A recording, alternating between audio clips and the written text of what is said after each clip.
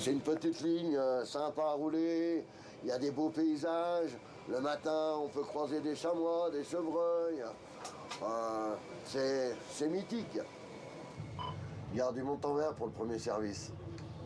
Pour aller voir plus haut si la mer est toujours de glace, ça fait plus de 100 ans que le petit train à crémaillère crapahute à flanc de montagne, à travers un paysage qui d'année en année ne cesse de se modifier. Là, on passe sous un gros couloir d'avalanche. Mais l'hiver, on craint rien, car on est abrité.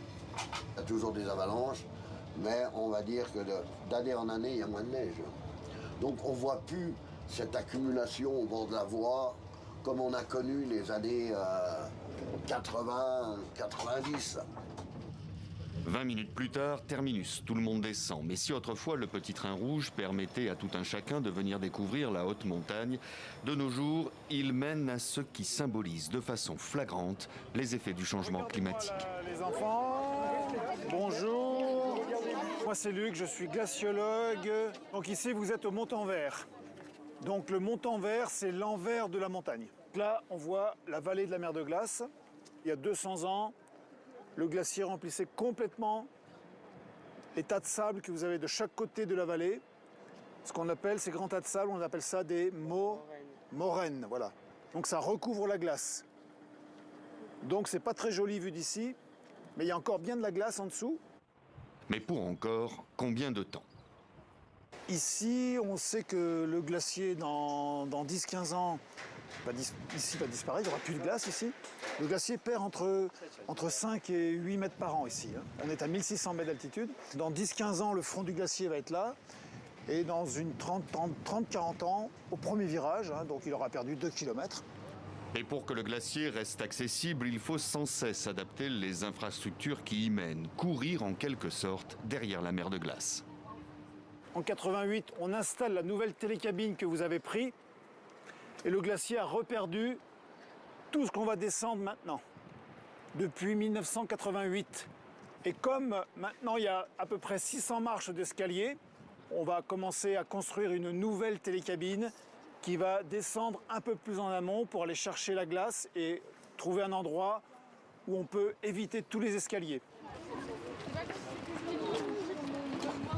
Vous allez voir des petits panneaux que je place dans les escaliers qui est en fait le niveau du glacier, l'année du panneau. Les années 80-90, un véritable tournant. Depuis, le phénomène ne cesse de s'accélérer. Pour les scientifiques et les experts, il n'y a plus aucun doute à avoir. C'est bien la conséquence directe du réchauffement climatique. Voilà, nous l'espèce humaine, on impacte aussi les montagnes, c'est pour dire. Et donc, comme on amplifie l'effet de serre, tous les glaciers du monde sont en retrait. Donc là, on voit ça très bien. Et c'est exponentiel parce que, comme la masse diminue, le glacier ralentit, donc il apporte de moins en moins de glace, ça compense de moins en moins la perte par la fonte. Et comme on a des canicules, les températures augmentent encore plus vite. Aujourd'hui, on a pris dans les Alpes 2,5 degrés de réchauffement. Pour les glaciers, c'est énorme et ils vont continuer de diminuer même si on arrêtait le réchauffement la semaine prochaine. Parce que ces glaciers ont un temps de retard, 10 ans, 20 ans, 30 ans pour les plus grands. Donc ils ont un temps de réaction au réchauffement climatique. Une inertie dont les générations futures doivent prendre conscience dès aujourd'hui. Et la pédagogie joue à ce titre un rôle fondamental.